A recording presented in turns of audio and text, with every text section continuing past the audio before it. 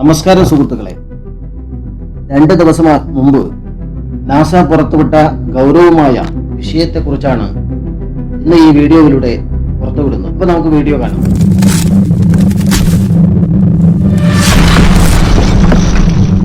$140 ദശലക്ഷം മൈൽ അകലെ നിന്ന് ഭൂമിക്ക് ലേസർ സന്ദേശം ലഭിച്ചതായി നാസ വെളിപ്പെടുത്തി.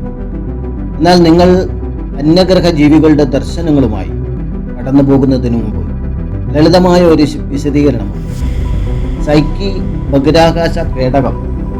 സൈക്കി എന്ന് പറഞ്ഞാൽ ഡീപ്പ് സ്പേസ് ഒപ്റ്റിക്കൽ കമ്മ്യൂണിക്കേഷൻ എന്ന ഉപകരണത്തിൽ ബഹിരാകാശത്തിലൂടെ വളരെ ദൂരത്തിലേക്ക് ലേസർ ബീം അയക്കുക എന്ന ഉദ്ദേശത്തോടെയാണ് സൈക്ക് രൂപകൽപ്പന ചെയ്തിരിക്കുന്നത്. നിലവിൽ 140 ദശലക്ഷം മൈൽ അകലെയാണ് ഭൂമിയും സൂര്യനും തമ്മിലുള്ള ദൂരത്തിൻ്റെ 1.5 മടങ്ങ്. നാസയുടെ അഭിപ്രായത്തിൽ ഈ ശ്രദ്ധേയമായ നേട്ടം ചൊവ്വയിലേക്കുള്ള ഭാവി ദൗത്യങ്ങൾക്ക് വഴിവെക്കും. ഭാവിയിൽ ബഹിരാകാശ പേടകത്തിൽ ഒപ്റ്റിക്കൽ ആശയവിനിമയങ്ങൾ എങ്ങനെ ഉപയോഗിക്കാമെന്നതിനെ കുറിച്ചുള്ള ഒരു നേർക്കാഴ്ച ഈ നേട്ടം നൽകുന്നു. സങ്കീർണമായ ശാസ്ത്രീയ വിവരങ്ങളുടെ ഉയർന്ന ഡാറ്റ നിരക്കുള്ള ആശയവിനിമയങ്ങളും അതുപോലെ തന്നെ മനുഷ്യരാശിയുടെ അടുത്ത ഭീമാകാരമായ കുതിച്ചുചാട്ടത്തിന് പിന്തുണ നൽകുന്ന ഹൈ ഡെഫിനിഷൻ ഇമേജറിയും വീഡിയോയും മനുഷ്യനെ ചൊവ്വയിലേക്ക് അയക്കുന്നു. ബഹിരാകാശ ഏജൻസി വിശദീകരിച്ചു, നാസയുടെ deep space optical communications transceiver ആണ് ലേസർ സന്ദേശം ഭൂമിയിലേക്ക് എത്തിച്ചത്. അതിപ്പോൾ സൈക്കി ബഹിരാകാശ പേടകത്തിൽ സഞ്ചരിക്കുന്നു. 8.6 ഇഞ്ച് അപ്പേർച്ചർ ടെലിസ്കോപ്പ് വഴിയാണ് ട്രാൻസ്സീവർ ഡാറ്റ അയക്കുന്നതും സ്വീകരിക്കുന്നതും. ഏപ്രിൽ 8 പാസ് ചെയ്യുന്നതിനിടെ 10 മിനിറ്റ് ഡ്യൂപ്ലിക്കേറ്റഡ് ബഹിരാകാശ പേടക ഡാറ്റ ഞങ്ങൾ ഡൗൺ ലിങ്ക് ചെയ്തു. സദേൺ കാലിഫോർണിയയിലെ നാസയുടെ ജെറ്റ് പ്രൊപ്പൽഷൻ ലാബോറട്ടറിയുടെ പദ്ധതിയുടെ ഓപ്പറേഷൻ ലീഡ് മീര ശ്രീനിവാസൻ പറഞ്ഞു, അതുവരെ ഞങ്ങൾ സൈക്കിളിൽ നിന്ന് ഞങ്ങളുടെ down ലിങ്കുകളിൽ test diagnostic ഡാറ്റകൾ അയച്ചുകൊണ്ടിരിക്കുന്നു.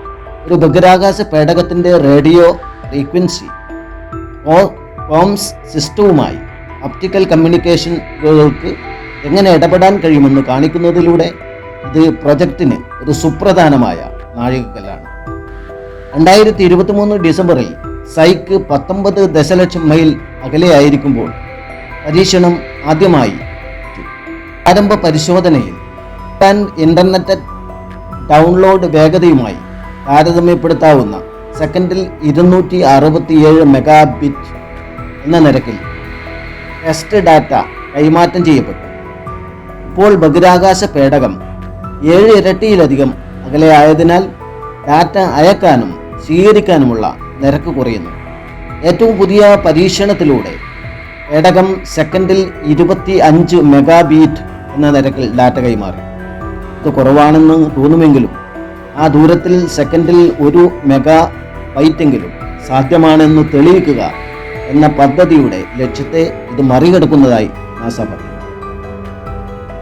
ജെപിഎല്ലിലെ project flight operation lead Ken Andrews പറഞ്ഞു, കുറച്ച് സമയത്തിനുള്ളിൽ ഡൗൺ ലിങ്ക് ചെയ്ത ഡാറ്റയുടെ ഒരു ചെറിയ അളവായിരുന്നു ഇത്. എന്നാൽ ഞങ്ങൾ ഇപ്പോൾ ഇത് ചെയ്യുന്നത് ഞങ്ങളുടെ എല്ലാ പ്രതീക്ഷകളെയും മറികടക്കുന്നു.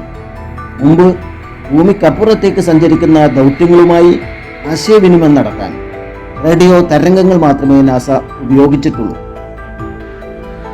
ഡാറ്റയുടെ ആവശ്യം വർദ്ധിക്കുന്നതിനനുസരിച്ച് ഭൂമിയിലെ പഴയ ടെലിഫോൺ ലൈനുകളെ മാറ്റി സ്ഥാപിക്കുന്ന ഫൈബർ ഒപ്റ്റിക്സ് പോലെ റേഡിയോ കമ്മ്യൂണിക്കേഷനിൽ നിന്ന് ഒപ്റ്റിക്കൽ കമ്മ്യൂണിക്കേഷനിലേക്ക് പോകുന്നത് സൗരയൂഥത്തിലുടനീളം ഡാറ്റ നിരക്കുകൾ വർദ്ധിപ്പിക്കാൻ അനുവദിക്കും. നിലവിൽ അത്യാധുനിക സംവിധാനങ്ങളുടെ ശേഷിയുടെ 10 മുതൽ 100 ഇരട്ടി വരെ ബഹിരാകാശ പേടകം ഉപയോഗിക്കുന്നു, നാസ വിശദീകരിച്ചു. ഇത് ഉയർന്ന